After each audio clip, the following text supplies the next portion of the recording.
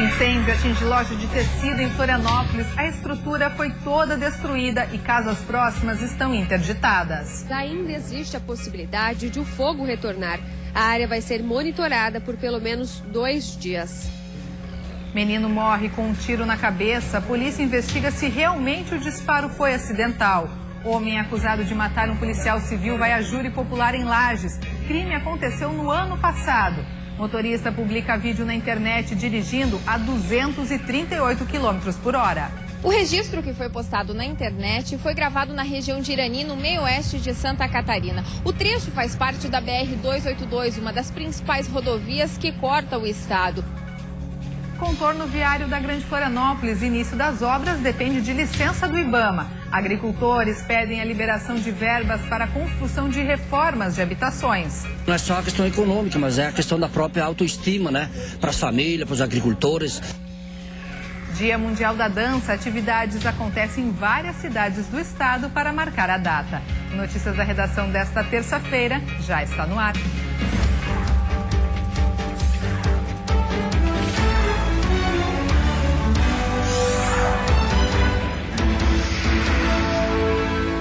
Olá, boa tarde. Um incêndio de grandes proporções atingiu uma loja de tecidos na noite de ontem no bairro Estreito, em Florianópolis.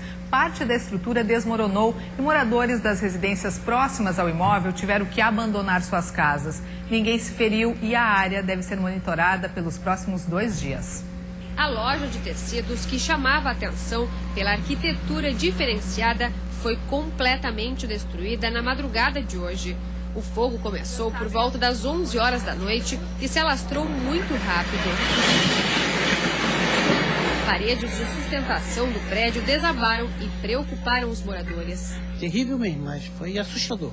A igreja católica, que fica ao lado da loja, e pelo menos 6 residências foram interditadas. Os moradores tiveram que correr para retirar os objetos pessoais e não sabem quando vão voltar para casa. O próprio bombeiro já mandou o pessoal tudo sair. Estava bem feio, a labareda de fogo ali estava feio. Depois de passar a madrugada inteira trabalhando para apagar as chamas, o corpo de bombeiros conseguiu controlar o incêndio por volta das 6 horas da manhã. Mas ainda existe a possibilidade de o fogo retornar. A área vai ser monitorada por pelo menos 2 dias. Já que focos do incêndio voltam a todo momento. Os trabalhos agora são de resfriamento. A perícia ainda não pôde ser feita porque os escombros não permitem a entrada dos bombeiros no prédio. Só quando tiver segurança será realizada a avaliação para descobrir as causas do incêndio. Pós-debelado as chamas do incêndio, estamos fazendo esse trabalho de resfriamento para acabar com todo e qualquer tipo de foco de incêndio, para permitir com total segurança que as futuras etapas possam ser cumpridas, que é exatamente o trabalho de perícia do Corpo de Bombeiros. A Polícia Civil ainda investiga o caso do menino que morreu com um tiro na cabeça em São Francisco do Sul. O adolescente de 13 anos brincava na casa de 2 amigos. Era no 3º andar desse prédio, na Praia do Ervino, em São Francisco do Sul, que Landivo Leandro Arnold, de 13 anos, brincava com mais 2 amigos, de 9 e 14 anos.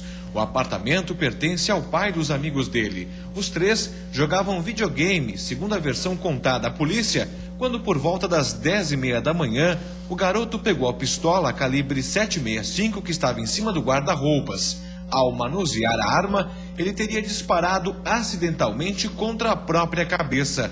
Segundo o que foi apurado pela investigação, essa não foi a primeira vez que eles tiveram acesso à pistola. Os filhos tinham conhecimento porque em uma outra oportunidade eles teriam achado essa arma e teriam inclusive já mostrado para esse coleguinha onde que ela estava condicionada.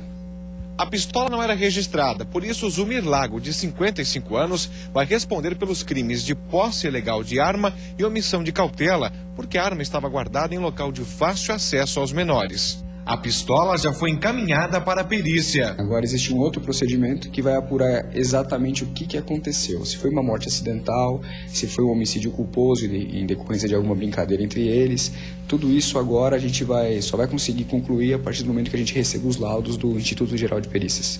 Zumir foi detido, mas como os crimes são afiançáveis, pagou R$7.000 e foi liberado para poder responder em liberdade.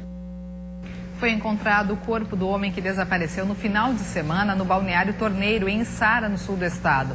O corpo de Ailton Miguel, de 55 anos, foi localizado na praia do Balneário Rincão, próximo à plataforma norte. O homem estava desaparecido há 3 dias, desde que saiu para pescar com o filho e com um amigo. Ailton era morador de Criciúma. Está acontecendo em Lages, na Serra, o júri popular do homem acusado de matar um policial civil em junho do ano passado. A namorada do policial, também acusada pelo crime, será julgada nos próximos dias.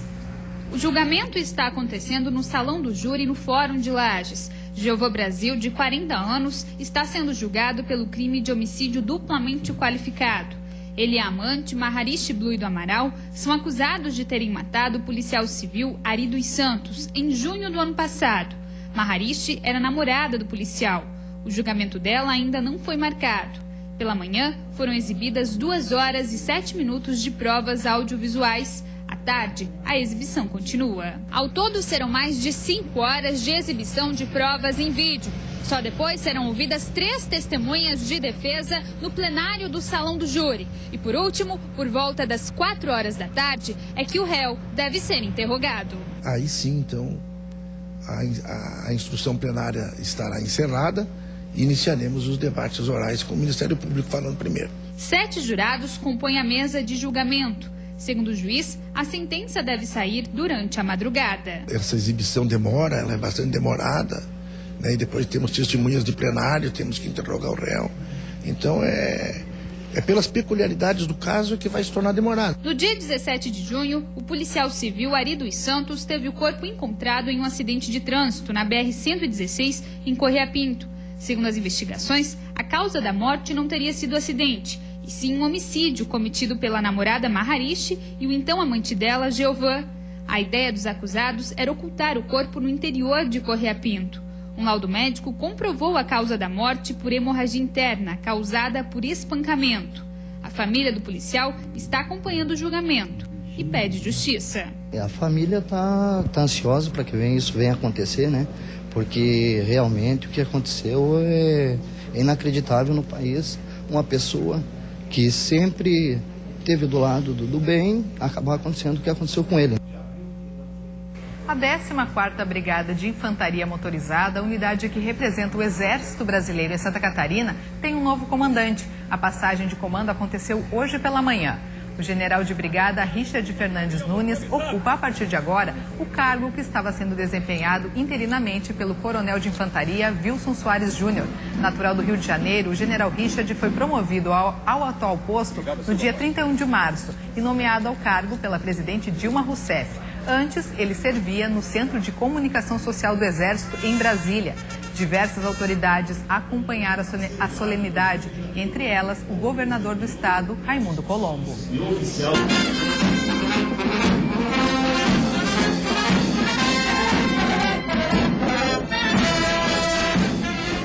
E você vai ver depois do intervalo, o motorista publica vídeo na internet dirigindo a 238 km por hora. O registro que foi postado na internet foi gravado na região de Irani, no meio-oeste de Santa Catarina. O trecho faz parte da BR-282, uma das principais rodovias que corta o estado. E ainda, início das obras do contorno viário da Grande Florianópolis depende de uma licença do IBAMA. Os detalhes em instantes.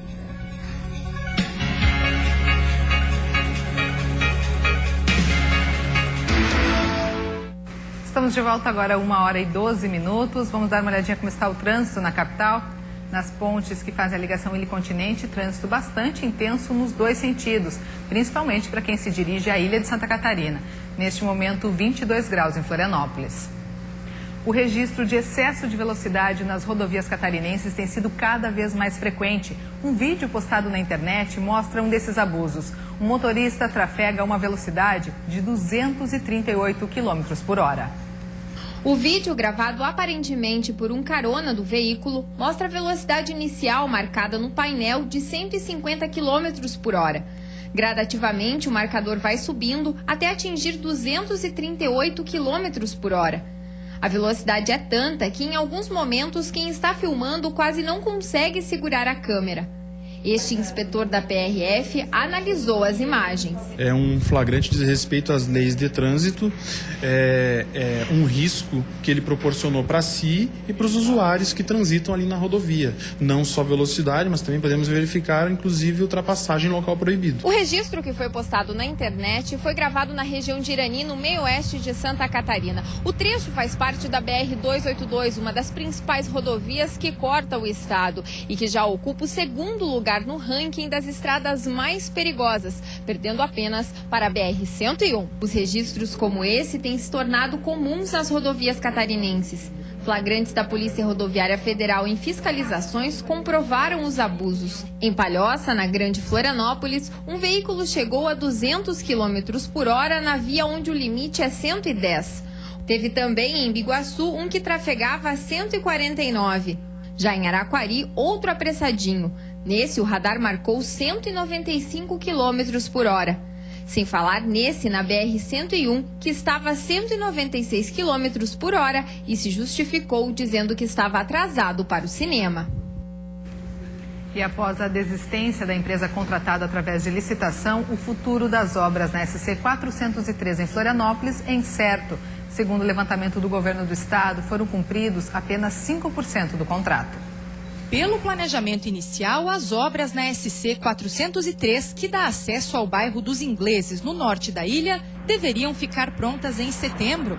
Mas a empresa responsável pelo projeto desistiu dos trabalhos depois de constantes atrasos e até de um acidente envolvendo um ônibus durante um trabalho de detonação de rochas. Pelo que a gente está vendo, vai 2 anos. Ou mais, né? Ou mais. Infelizmente, parece que o que vai acontecer, mais uma vez, é o descaso para com a população.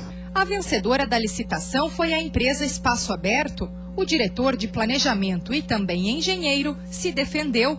Na avaliação da empresa, faltaram e ainda estariam pendentes recursos financeiros de serviços já prestados. Ambos os lados enxergam que existem falhas dentro do contrato firmado.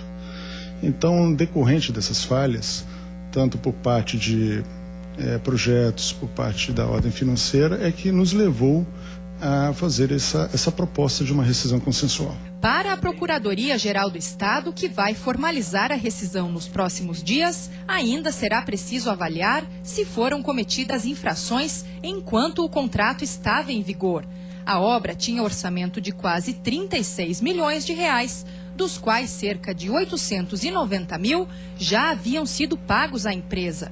Outros contratos não deverão ser afetados. Não temos no momento mais nenhum processo administrativo que envolva essa ou aquela empresa, esta ou aquela obra no estado de Santa Catarina. A empresa Espaço Aberto é responsável por outras obras, como o acesso ao aeroporto de Florianópolis e a restauração da ponte Hercílio Luz. Segundo a assessoria de imprensa da Secretaria de Estado de Infraestrutura, o ritmo desses 2 trabalhos é considerado normal. Mesmo o caso da ponte, em que as obras também não ficarão prontas a tempo, é compreensível pela complexidade do projeto. Até setembro, o vão central deve estar novamente estabilizado. A Procuradoria-Geral do Estado informou que, a partir de agora, o procedimento legal será consultar a segunda e a terceira colocadas no processo licitatório ou realizar uma nova seleção. E o anel de contorno viário da Grande Florianópolis aguarda apenas uma licença do IBAMA para começar a ser construído. Enquanto isso, as desapropriações dos terrenos geram impasse com a comunidade. O trajeto do contorno viário já é bem conhecido e a importância dele também. As vias do início da obra, que depende da licença de instalação do IBAMA prevista para ser emitida até o fim do mês que vem, as discussões agora se concentram nas desapropriações dos terrenos por onde a rodovia vai passar. Serão ao todo 626 propriedades, sendo que 147 estão em São José, onde será feita a primeira etapa da obra. Segundo a Autopista Litoral Sul, responsável pelo projeto, as negociações já estão adiantadas. Nós já temos hoje, em torno de 41 desapropriações que já foram feitas e indenizadas. E estamos com aproximadamente 22 em negociações. O início da obra do contorno viário aqui em São José se dá em uma área praticamente rural. Mas dentro dessa área, muitas famílias têm suas casas e estão tendo suas vidas prejudicadas por conta do impasse na negociação. É o caso da Camila. Toda essa extensão de terra pertence ao avô dela, e aqui morava grande parte da família. 5 das 6 casas do terreno precisaram ser abandonadas depois que o avô dela assinou a desapropriação. O problema é que, segundo ela, somente 20% do valor foi pago até agora. A causa está na justiça, não pagaram mais nada até então, até o momento. Eles enrolaram a gente e a gente está nessa situação agora. Há 6 meses a família briga na justiça para receber o restante do valor. A Autopista Litoral Sul afirma que o pagamento de 20% no ato do acordo é comum e que o restante somente será pago quando toda a documentação estiver regularizada. Enquanto isso, a família reside em casas de madeira dentro do terreno, aguardando a decisão da justiça. A obra permanece com estimativa de início para as primeiras semanas de junho. E a seguir, agricultores pedem a liberação de verbas para a construção e reformas de habitações. Não é só a questão econômica, mas é a questão da própria autoestima, né? Para a família, para os agricultores. E ainda, no Dia Mundial da Dança, atividades acontecem em várias cidades do estado para marcar a data. Nós voltamos em 1 minuto.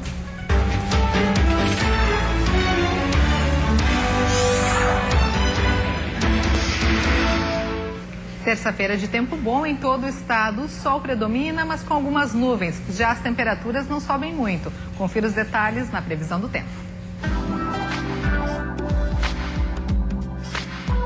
Na Serra, sol entre nuvens e máxima de 17 graus. Na região norte, sol com poucas nuvens e máxima de 25. No oeste, o sol aparece com algumas nuvens e temperatura de até 23 graus. No Vale do Itajaí, tempo bom, com sol e poucas nuvens. Termômetros com máxima de 22. No sul, pode fazer até 26 graus. O sol predomina com poucas nuvens no céu. Já na Grande Florianópolis, tempo bom, sol com algumas nuvens e máxima de 25 graus. Agricultores estão mobilizados em Chapecó e Criciúma. Eles pedem a liberação de verbas para a construção e reformas de habitações. Uma reunião agora à tarde em Brasília deve pressionar o governo federal. Cerca de 1.000 agricultores fizeram uma caminhada pelo centro de Chapecó na manhã de hoje. Eles cobram do governo federal a liberação de recursos para a contratação de novos projetos do Programa Nacional de Habitação Rural e o pagamento dos contratos já assinados pelos agricultores familiares. Os cerca de 150 mil contratos representam mais de 250 milhões de reais que vêm para a agricultura familiar, mas que vêm para um investimento estratégico, que é melhorar a condição de vida do nosso agricultor, garantir que o jovem, a jovem possa permanecer morando lá na propriedade, produzindo alimento, que é a nossa vocação, que é a função principal nossa enquanto agricultura familiar. Gilberto é agricultor em Coronel Freitas. Ele aguarda há 2 anos a liberação do financiamento para a reforma da Casa da Família. Ele solicitou um valor de 17 mil reais. Na verdade, muda um monte de coisa, né? Porque às vezes não é só a questão econômica, mas é a questão da própria autoestima, né? Para as famílias, para os agricultores. A mobilização acontece em 10 estados brasileiros. A expectativa é reunir cerca de 12 mil agricultores, 5 mil somente aqui na região sul do país. Em Santa Catarina, além de Chapecó, os agricultores estão mobilizados em Criciúma, no sul do estado. A agricultura familiar corresponde a 90% da produção de alimentos em Santa Catarina e é responsável por 36% do produto interno bruto agrícola do estado.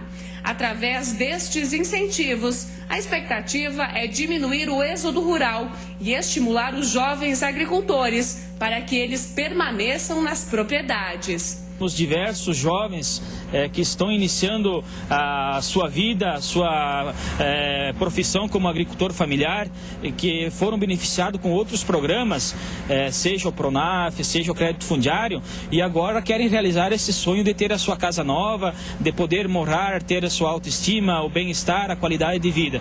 Thaís tem 22 anos e é casada. Ela quer ter a casa própria. Enquanto isso não acontece, a agricultora continua morando com a sogra na zona rural de Mondaí. A documentação está na caixa, estamos só aguardando a resposta, né, para poder assinar.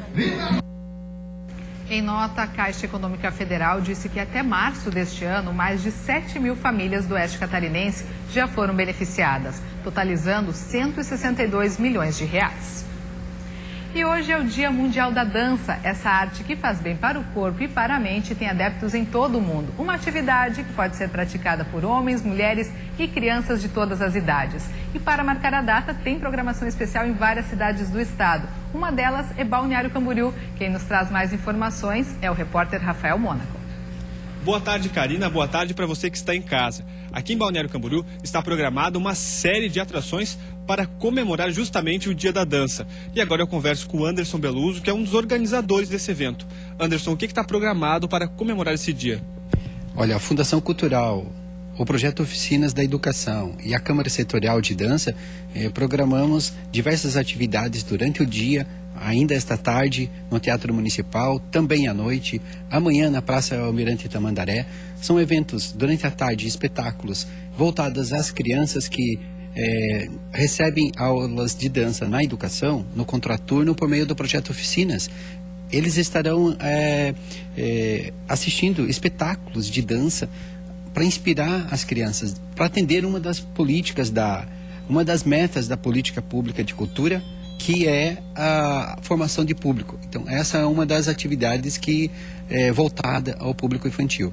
Também à noite tem uma atividade que é a mostra comentada. Então são performance, espetáculos de dança, onde serão feitos debates logo a seguir com o público, principalmente com o profissional da dança, mas é aberto ao público. Então venham ao teatro hoje à noite, a gente vai ter a satisfação de assistir algumas performances de dança. Então está todo mundo convidado. Lembrando que o Dia Internacional da Dança foi instituído pela Unesco em 1982 e de lá para cá, sempre no dia 29 de abril, a gente comemora esse dia. Agora a gente volta aos estúdios, é com você, Karina. E aqui em Florianópolis, para marcar a data, começa hoje a Bienal da Dança. O evento traz espetáculos, palestras e workshops de graça. As atividades acontecem nos teatros Ademir Rosa, Álvaro de Carvalho e Pedro Ivo, além da Casa das Máquinas e Fundação Badeschi. Os ingressos são de graça e a programação completa está no site da Secretaria de Cultura da capital. A Bienal vai até o dia 8 de maio. E hoje a gente fica por aqui desejando a você uma boa tarde. Mais detalhes vocês têm no Band Cidade às 10 para 7 da noite. Até amanhã.